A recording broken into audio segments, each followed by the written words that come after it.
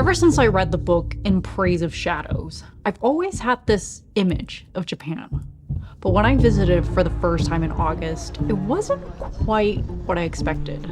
Even the places that Jun'ichirō Tanizaki beautifully describes in his book, it was almost impossible to experience them as they were intended. As an architect, trying to identify my own philosophy on design, I felt myself desperately trying to cling to this idea of this mysterious place. But every time I tried to reach it, it kept getting away from me. Was I too late? Does my idea of Japan still exist? I decided to travel to a place where space, sound, and time are perceived in a completely different way. A place where people embrace and craft the shadows. Japan. A portion of this video is sponsored by Fiverr.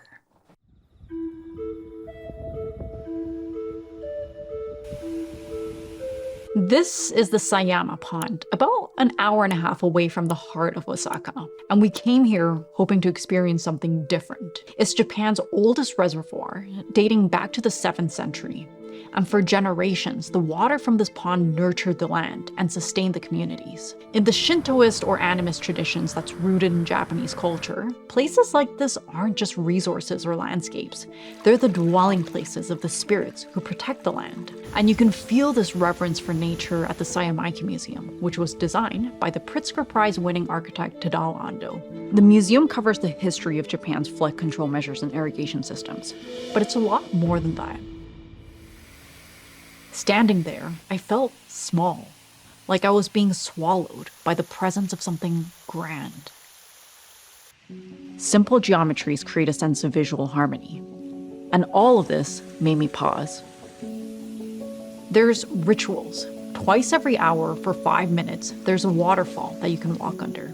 A little further down, there's a circular courtyard, and walking up the length of the ramp, as you circle around the geometry, it slows down your pace before entering the museum, just like a medieval labyrinth, which purposely slows you down by taking the long route. When you finally enter the museum, you're faced with a monumental structure. It's a segment from the old bank of the pond, and as you walk down this long ramp, you can almost feel the history embedded in each layer of the sediment. This determines the height of the building, meaning the building is the exact depth of the pond, creating this symbolic connection. Then there's the natural light, which is celebrated and made more beautiful by putting it against concrete and creating a deep shadow around it. When Jun'ichirō Tanizaki describes the shadows in traditional Japanese aesthetics, he's talking about this. The layered glow of the shoji screen, the subtle, soft daylight that enters through the deep eaves of a Japanese roof. But Tadao Ando, he takes this into a whole new dimension.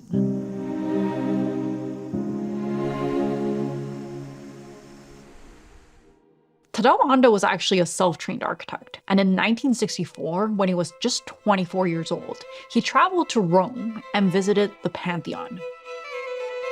There, he found a very different kind of light than the one that's praised in his home country. The single central cutout in the Pantheon created this dramatic gesture. It's stark, and in certain moments, it cuts through the space like a knife. Apparently, this was the moment he decided to become an architect.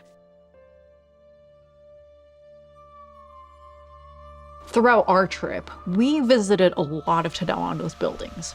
And I think what's really unique about his architecture is how he merges the nuanced Japanese shadow with a bold, almost theatrical kind of light. He said, the light becomes glorious only when it's lit against the background of the deepest darkness. In his spaces, even the gentlest, most restrained daylight becomes a spectacle, and it sculpts the concrete with a deep shadow.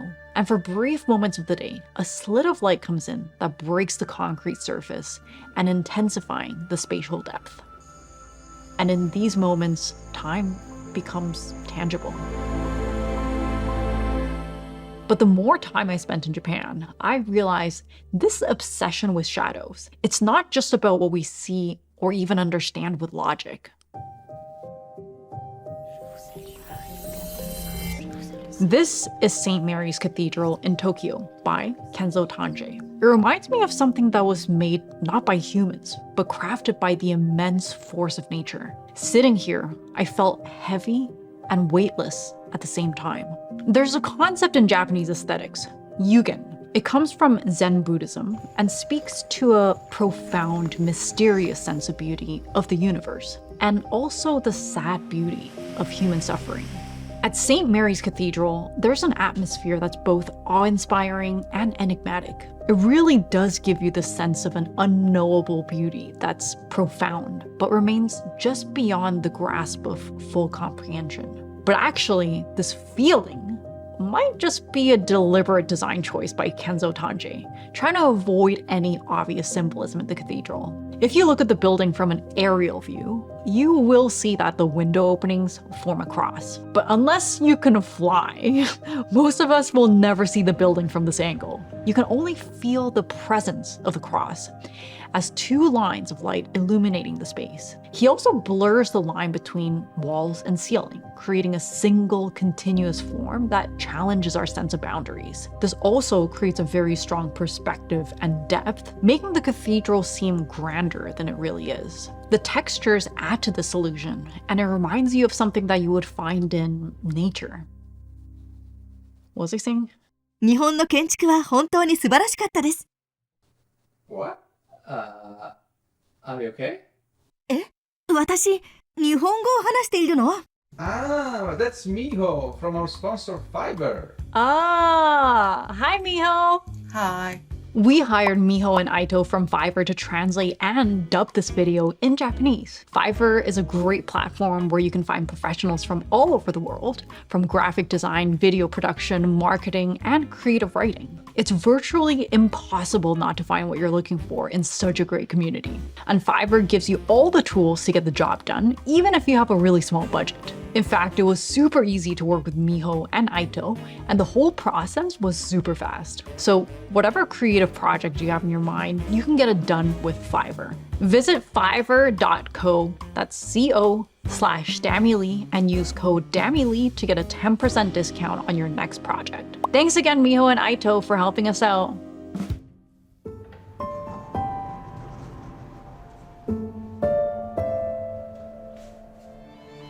Zenbo Seinei is a meditation retreat in Oaji Island designed by Shigeru. And here, I experienced some of these ideas in a totally different light. It's a 100-meter-long timber structure built with a combination of pine, cedar, and other timbers from Japan. In fact, the whole place had this lingering scent of Japanese cedar. It's respectfully integrated into the landscape, aligning with the mountain ridge rather than sitting above it, and almost hovering over the forest, minimizing its footprint. And it creates this delicate balance of nature and man-made. This was my very first meditation retreat, but I have practiced meditation on and off for a lot of years. But this was a whole new experience from my practice at home. It wasn't just about clearing the mind, it was about deepening the sensory experience and my connection to nature.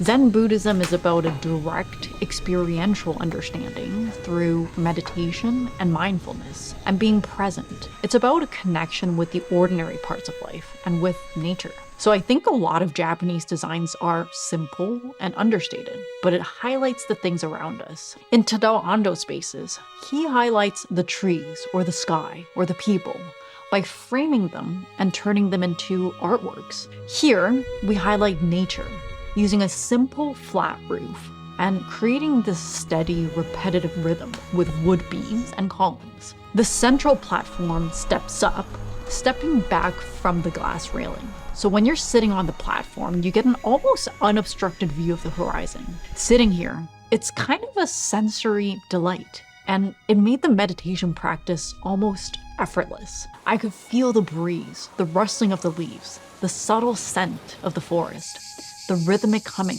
of the cicadas. Something that I noticed was how Japanese people were so light on their feet. Even the guys, they walked like this. landing on the balls of their feet. Because in a wood building like this, and also probably in traditional Japanese buildings, if you're walking with the heels first, you can hear that sound in the entire space. And you feel extremely intrusive. And this was actually a bit of a challenge for me, which is funny because my favorite part of the whole experience was actually the walking meditation. As I focus on just walking, I was surprised to feel the texture of the wood on my feet and the subtle temperature differences in the parts of the floor that were shaded by the columns. But it's not just a meditation. The whole building is essentially one long linear procession. And as you walk down the long halls or the meditation platform, the rhythm of the structure helps you slow down your pace. There's a Japanese concept, ma. It's the space between elements, the time between the beginning and the end. It's the gap, the space, or the pause. But ma is not simply an absence, but an active presence that shapes our experiences. And this concept captures my experience here at Zenbo Seinei. Although I came here to pause, my experience was actually quite full. We visited a lot of different places in Japan, but there was one place that was a testament to some of these concepts we're talking about. But the trip to this building was not easy. It was about 3.5 hours transit from Awaji Island to this small port town, and another ferry to the island. All of this for this one building. It started raining on our ferry, and it continued to rain as we made our way up the hill. Walking up, we could see the beautiful, lush landscape and a change in the air. Once we reached the site, there was this winding path through different landscapes and soundscapes, with a cool ocean breeze coming from the left. At the end of the path is a large, monolithic concrete dome sitting in the landscape. And when I entered, the first thing I noticed is the silence, and then a strange sound echoing in the space. Then you see that everyone is kind of looking at the floor, either standing around or sitting down. At first, I thought the pool of water on the ground was from the rain, and some of it definitely was, because there were 2 large openings open to the air. But when I looked closer, I noticed that the small droplets of water were moving, trickling down ever so slowly, combining with other droplets into these tiny holes in the concrete, making a sound like this. I, along with dozens of other people, sat there for hours, and slowly you start to notice more and more details. I noticed that the space seemed to capture sound even from a distance. For example, I noticed that a crow flew overhead, making this but you could hear the sound echo inside the dome. There were 2 large openings, one facing the forest and one facing the sky, which allowed the wind to funnel through. When the wind blew, the leaves would rustle. I could feel the wind brushing against me, and a piece of string, which were hung on either holes, would float ever so gently in the wind.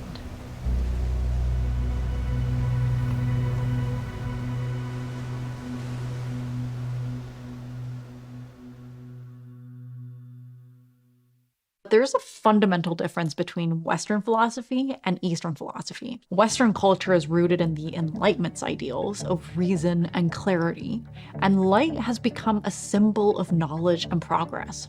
So we don't like shadows. We try to get as much light as possible. But Eastern culture is rooted in Shinto and Buddhist philosophies, where they appreciate the ephemeral and the subtle. And more than any other Eastern country, I think Japan has been able to preserve and refine this into their design philosophy, which is why when you visit a lot of their cities, you'll see this beautiful, seamless connection between the old and the new. The problem is, in today's visual culture, driven by the algorithm, there's not a lot of room for nuance. We want the quick reward. We want the money shots. We want the maximum impact in the shortest amount of time possible. And I guess that's also kind of the irony of this video. I'm describing verbally and visually what you should be experiencing with your whole body over an extended period of time. So I would still highly recommend you check out some of these places for yourself. If you want the full travel itinerary of the buildings that we visited and how we got there, we've created a PDF that you can download, and I'll link it in the description. My challenge to you: describe a place that's stuck in your mind for whatever reason. Try to be as detailed as possible. What did you see? What did you hear? What did you feel? You can leave your responses in the comments.